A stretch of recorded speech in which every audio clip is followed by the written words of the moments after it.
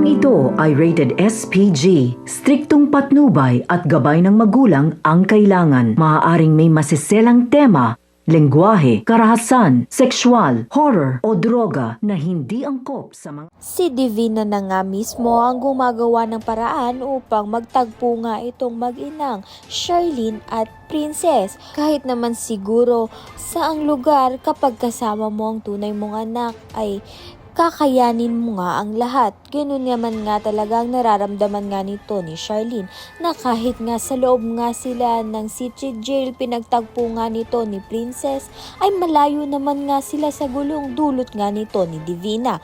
Na ngayon nga itong ang si Divina ay patuloy pa rin ngang minamanipula ang isip nga nito ni Raymond na nagloloko nga itong si Charlene dito nga kay Adrian. Ngunit maganda naman nga ang intensyon nito ni Adrian dahil nga kaya niya nga ipaglaban nga itong si Charlene sa loob ng kulungan at mapalaya nga ito kasama na nga rito si Princess. Dahil gagawa nga ng paraan itong ang si Adrian upang nga mapatunayan na inosente nga itong si Charlene. Kaya naman nga kapag nga nakalaya na nga itong si Charlene at si Princess ay hindi na nga kaya ni Divina na sirain pa ang buhay nga nito ni Charlene at ni Princess. Ngayon nga marami ngang natutunan nitong si Charlene at si Princess sa loob ng kulungan. Kaya naman nga kahit nga ay iwan nga ni Raymond itong ang si Charlene at piliin ni Raymond itong si Divina ay wala na nga lang ito kay Charlene dahil meron naman nga itong si Charlene na isang Adrian na kaya nga siyang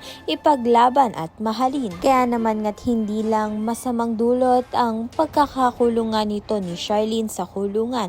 Ngunit may magandang dulot nga rin ito sa kanya upang nga magkaroon nga siya ng kumpiyansa sa kanyang sarili na kapag nga lumabas na siya ay kayang-kaya na nga niyang labanan nga itong si Divina at ipaglaban ng kanyang sarili dito nga kay Raymond at Sonia.